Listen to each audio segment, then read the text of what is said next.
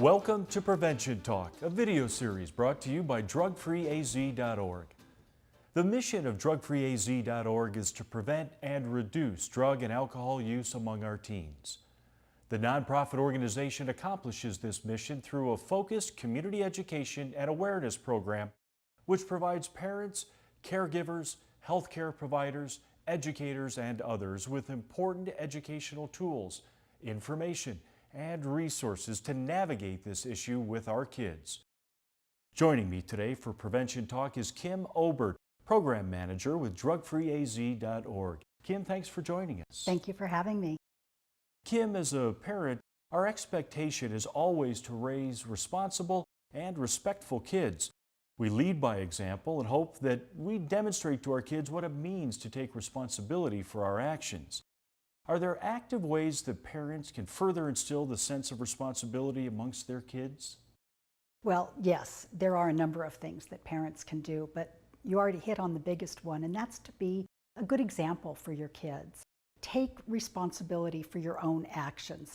This can be anything from getting a speeding ticket, okay, and owning up to the fact that you were speeding, okay, and suffering the consequences for that.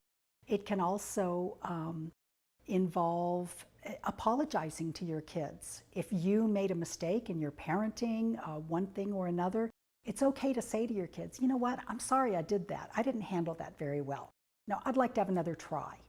So what that is doing is it's showing kids that by taking responsibility for your actions, that you're having a better outcome for that. It just begins to build character in our kids. It begins to build that seed of courage, which is, that seed of courage is what we need to really accomplish anything in life. And Kim, why is it so important to instill a sense of responsibility in our kids?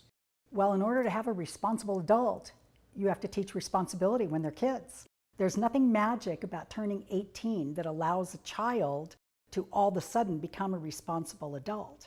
So one question parents often have is, well, what are appropriate responsibilities for my child when they're 5, when they're 10, when they're 15? And so we encourage parents to take a look at that ahead of time. Now, there's a number of ways that you can determine what things a 5-year-old can do for themselves and what things should the parent do for the 5-year-old. When it comes to health, safety, or something that is too far off in the future, those are things that the parent has to be responsible for. But a 5-year-old child can be responsible for feeding the dog, of course under supervision. Okay, a 3-year-old, if they know their colors, a 3-year-old can sort laundry. Okay, they can't operate the washing machine yet, but they can sort the laundry ahead of time.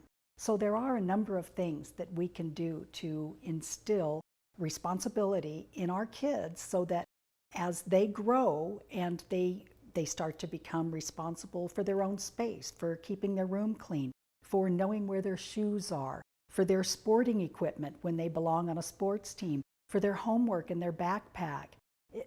It's a very frustrating thing to be a parent and on Thursday night at 9 p.m. to have your kids say, oh, I need a piece of poster board for my project that's due in the morning. Well, if we can teach our kids to be responsible for that ahead of time, they'll also learn good planning skills, and that's going to avoid that sort of issue. And is it a matter of almost like building blocks, small steps, and just kind of keep building to the pile? That's exactly what it is. Again, you want to start out small when the consequences are small. We have to think of allowing our kids to gain responsibility so that they can, again, build on those skills so that they can become a responsible adult. If we constantly do everything for our kids and they never learn responsibility, they're not going to be a responsible adult.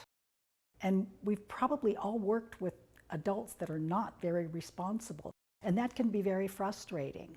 You know, for example, a kid calls you and says, you know, Mom, Dad, I forgot my homework. It's sitting on the counter. Can you bring it to me? Well, most parents will say, oh yes, you know, let me get that to you so you don't get marked off or you don't get a grade lowered. But really, is that the best lesson for the child? What would happen if you didn't run that homework up to the school for the child, and the child had to suffer the consequences? That's how a child begins to see that there are consequences related to my actions. Good consequences and bad consequences. Okay? And they need to begin to understand that relationship so that they can start making better decisions. Kim, is there anything else that you'd like to add about instilling responsibilities in our kids? Well, there's a couple things. One, instilling responsibilities in our kids goes right along with giving them increased freedom. Okay, that's a big thing. All kids crave freedom to make their own choices and their own decisions. By connecting that with responsibility, okay, then we begin to additionally build those skills. Now, we've got examples of this on our website. There are different worksheets that a parent can download and have conversations with their kids about this.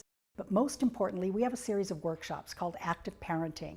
And these just really help a parent understand how they can communicate this important issue of passing on responsibility to their kids. Lots of great information. We'll talk about those workshops in a future episode of Prevention Talks. Kim, thanks for joining us, and thank you for joining us for this episode of Prevention Talks, brought to you by drugfreeaz.org. For more information about drugfreeaz.org, please visit us on the web or give us a call.